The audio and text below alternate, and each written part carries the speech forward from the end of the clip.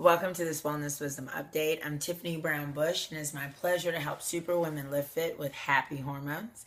And it's the holiday season, it's Thanksgiving week, and I thought, it's about that time for me to make another update. And I just wanted to make just provide some commentary on just something kind of general about the holiday season and kind of the pressures that are going to show up for people. I have a new challenge here starting after the holidays wrap, and I know that people will oftentimes join these types of things as an opportunity to detox from going crazy and all the shenanigans of the holidays, so I'm well aware of that.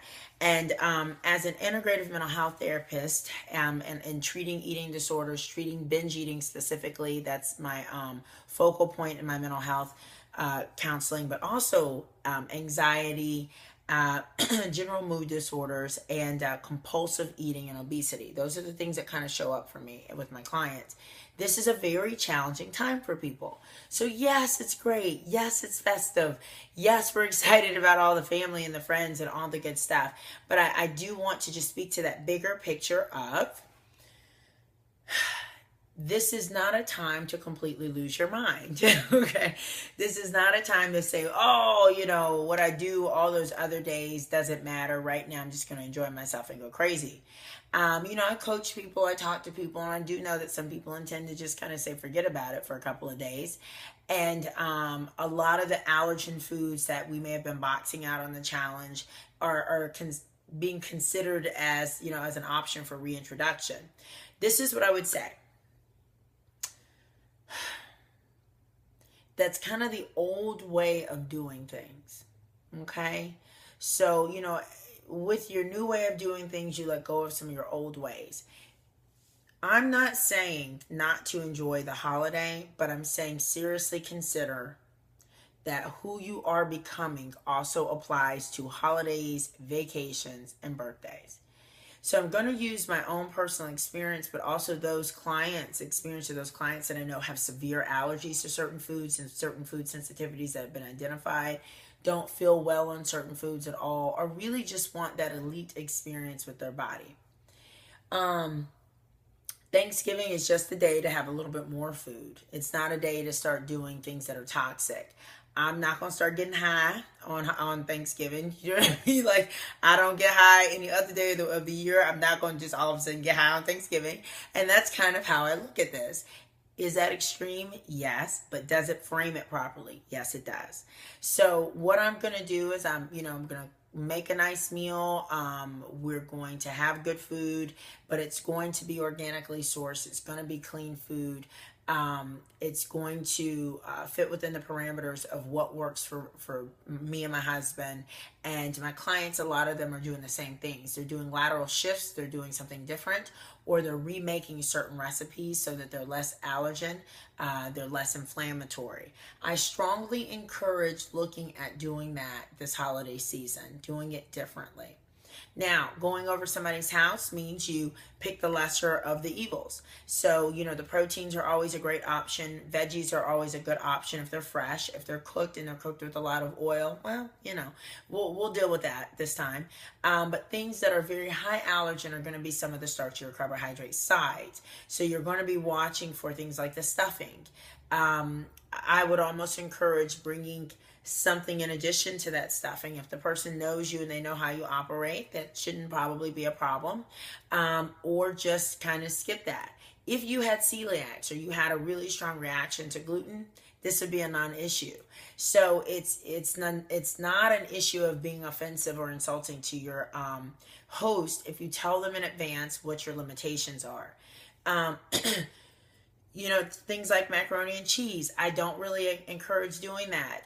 The wheat products and then the dairy products are the most inflammatory. So if you can do a rework of that and bring aversion to the event as well, that would be great. Just tell the person who's inviting you that you're having a really hard time with gluten, and that's why you're doing a remake, so that they won't be offended or insulted. Half of the battle is inoculation. Be polite.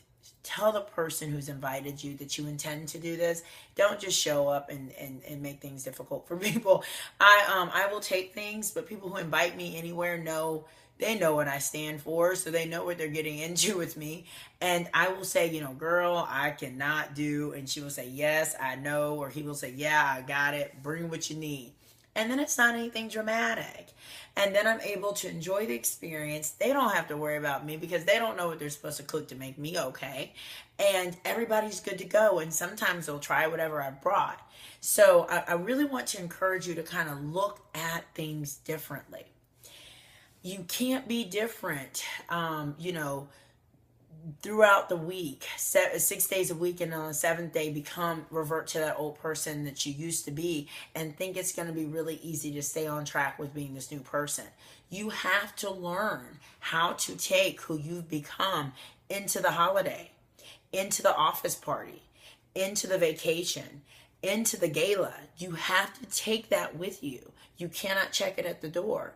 It's incongruent for one thing, and it's very hard to stay on track. Okay, so I want to encourage you to start to look at things a little bit different. It's totally doable. It took me years, so I'm not trying to perpetrate, but at this stage of where I am with managing this part of my life, and a lot of the ladies that I work with and gentlemen as well, it's become part of the fabric of who we are, to the point where it's just not an issue. Like, I'm not all of a sudden about to eat.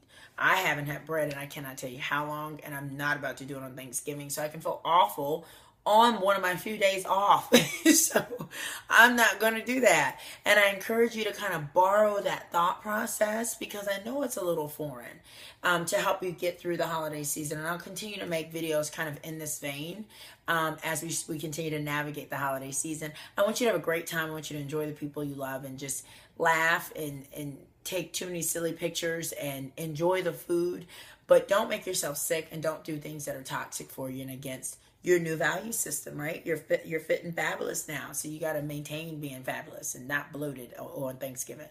Okay. All right. And so until next time, please check out our websites. It's www.tiffany'sfitforlife.com and www.f4lwithtiffany.com.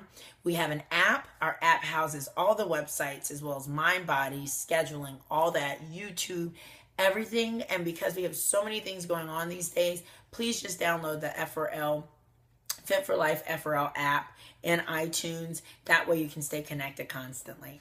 Until next time.